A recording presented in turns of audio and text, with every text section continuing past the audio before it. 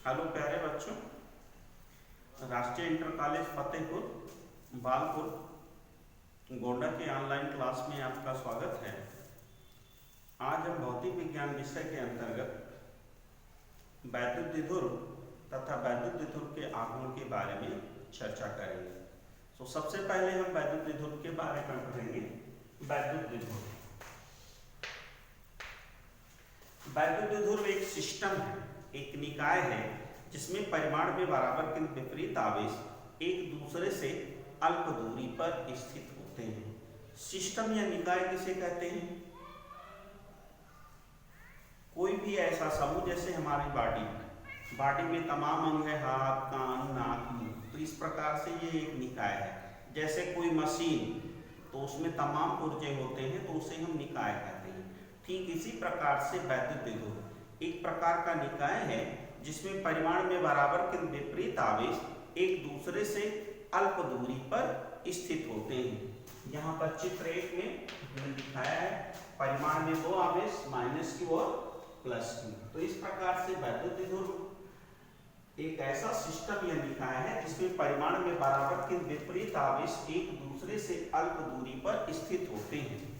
तो इनमें से एक आवेश तथा दोनों आवेशों के बीच की अल्प दूरी के गुणनफल को हम वैद्युत द्विध्रुव का आघूर्ण कहते हैं। इनमें से एक आवेश तथा दोनों आवेशों के बीच की अल्प दूरी के गुणनफल को हम वैद्युत द्विध्रुव का आघूर्ण कहते हैं। यहाँ माना आवेश -q और +q एक दूसरे से 2l दूरी पर हैं, -q और +q एक दूसरे से 2l दूरी पर हैं, तो इनके द्विध्रुव का आघूर्ण, तो वैद्युत द्विध्रुव का आघूर्ण P बराबर होगा हमारा Q × 2l। इसका मात्रक निकलेगा, मात्रक आवेश का मात्रक होता है कूलम और लंबाई का मात्रक होता है मीटर। इसलिए वैद्युत द्विध्रुव आघूर्ण का मात्रक हुआ कूलम मीटर। इसका विमीय सूत्र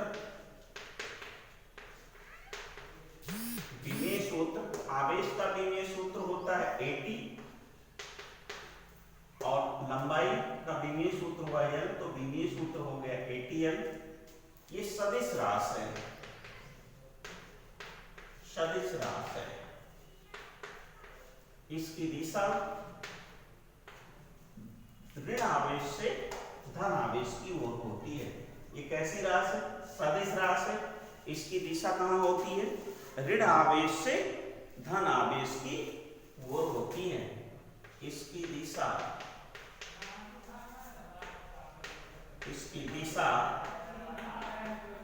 ऋण आवेश से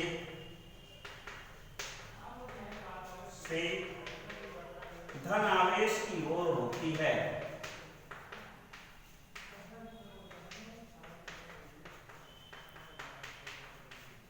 शर्त इसकी है कि कोई भी निकाय वैद्युत द्विध्रुव है अथवा नहीं, तो इसके लिए होना चाहिए आवेशों के योग का बीजगणितीय योग 0 होना चाहिए।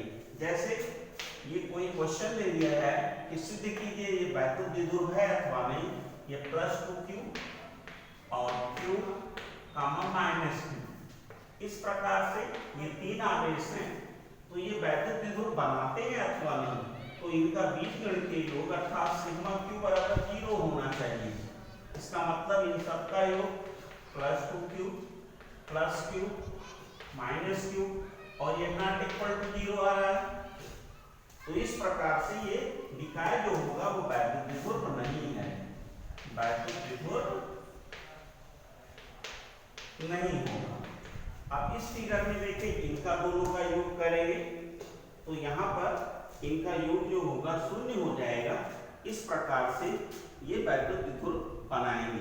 तो यह आवेशों के योग का बीजगणितीय योग 0 है, तो निकाय वैद्युत द्विध्रुव बनाते हैं। इसमें एक पॉइंट और है कि जब हम न्यूमेरिकल क्वेश्चन करते हैं तो दूरी हम 2l बराबर डायरेक्ट लिखते हैं।